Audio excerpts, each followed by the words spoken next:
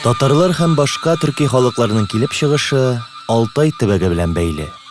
Күчмә халык булган хуннар, татарларның борынгы бабалары, Кытайдан төньяктарак урнашкан далаларны били. Хуннар төрки кабиләләрдән торган кабиләләр берлеге хуннар дәүләтен төзиләр. Аңа нигез салучы һәм аның беренче хакиме Шанью Моде була. Безнең эрага кадәр 234-174 еллар. Кешәя барган хуннар дәүләтеннән һәм башка күчмә кабиләләрдән саклану өчен Биек Кытай диварын кыра башлыйлар. Хуннар дәүләте Кытай белән көрәштә җиңелеп, төньяк һәм көньяк тармакларга таркала. Идел һәм Җаек араларындагы җирләргә күченгән төньяк тармак вәкилләре яңа халыкка, гуннарга башлангыч бирә. Сәяси факторлар һәм климаттагы үзгәрешләр йогынтысында гуннар көнбатышка юл ала. Рим империясы чикләренә җитеп, халыкларның бөек күчешен башлап җибәрә.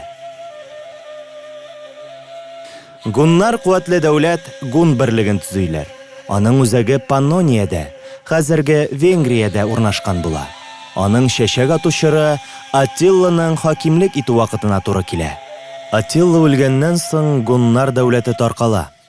Германлылар һәм элек үзләренә буйсынган башка кабиләләр тарафыннан җиңелгәннән соң, гун кабиләләре тарала һәм башка күчмә халыклар белән кушыла. Азиядә калган хун тукымнары төрки каганлык төзиләр. Аның башында ашын нәселе вәкилләре тора. Бу вакытта төрки каганлыкны төзүдә катнашкан татар кабиләләре 30 татар, 9 татар турында беренче мәгълүматлар очрый. Төрки каганлык көнбатыш төрки һәм көнчыгыш төрки каганлыкларга бүленә.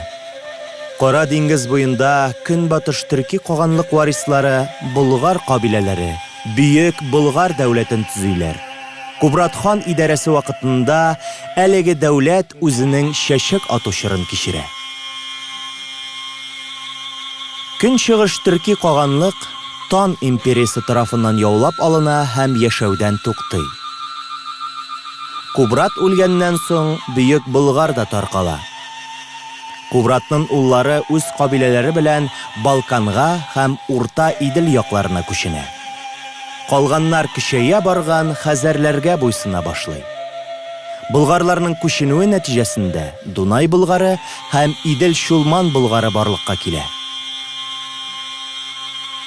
Тан империясы түргешләр кысрыклавы һәм феодаль ызгыш нәтиҗәсендә көнбатыш төрки каганлык таркала.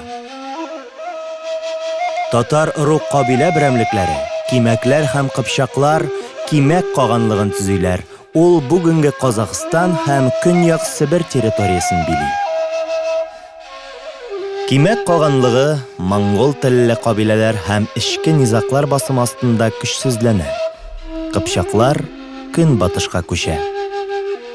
Чыгышлары белән көнбатыш төрки каганатның Шату кабиләсеннән булган татар кабиләләре, ак татарлар, кара татарлар, кыргый татарлар үзләренең иң беренче татар дәүләтләрен төзиләр. Чыңгыз хан Бөек хан дип игълан ителгән Тимучин татар һәм башка кабиләләрне берләштерә һәм хакимлек итүче династия исемен алган Монгол империясына нигез сала.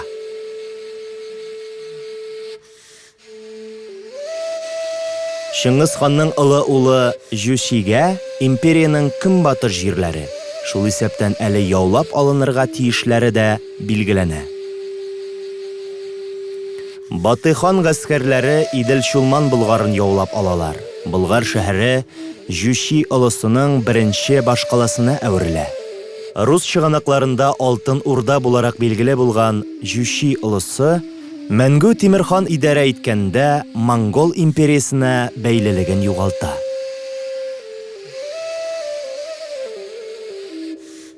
Алтын Урда Казан, Әстерхан, Кырым, Сибир, Касым ханлыклары, Олы һәм Нугай урдалары берлегенә әверелә.